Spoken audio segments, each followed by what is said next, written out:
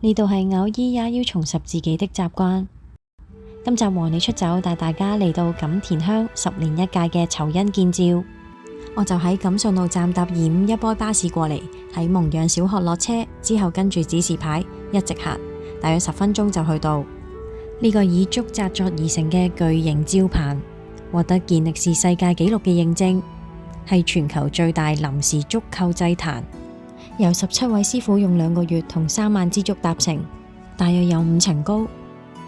門口有紙紮石獅同亨哈爾像作為護法。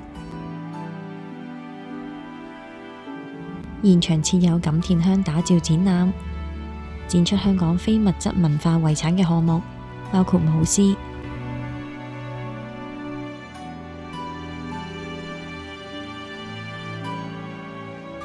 仲有紮作技藝。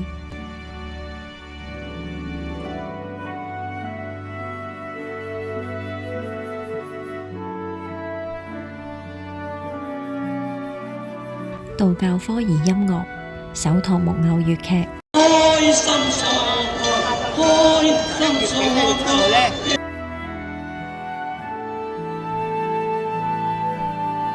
花牌紮作技藝。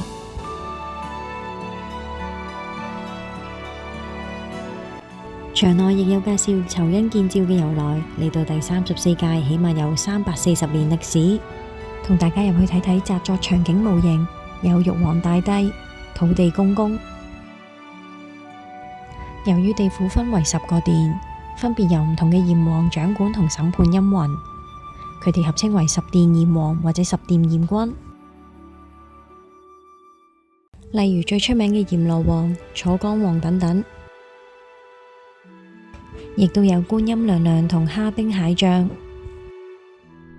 上層紮作模型係關於審判後嘅刑罰，例如腰斬、落油鑊、斷肢等等，所以做人要行善積德。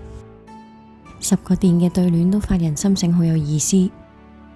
而下層紮作就圍繞風土人情嘅主題。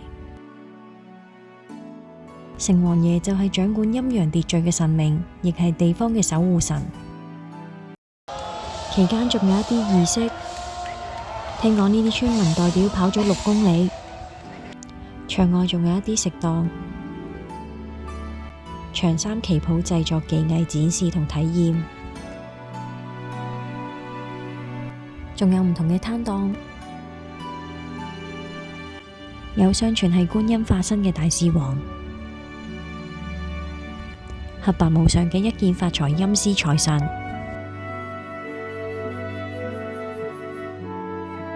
呢度係香港其中一個最源遠流長嘅太平清醮，因為清朝時期兩廣總督周有德大人同埋巡撫黃來任大人協助沿海居民復界同埋返鄉生活，所以錦田鄉民喺1684年就興建咗修黃義公書院報恩同教育子弟，以及每10年舉行一屆祭典，酬謝先賢、超度亡魂同埋祈福保佑鄉民。其實我拍呢條片嘅目的就係想記錄低而家買少見少嘅傳統文化活動。10年之後都唔知仲會唔會有咁大型嘅祭祀儀式、竹棚、紮作、花牌，甚至大家都唔知仲存唔存在喺世上。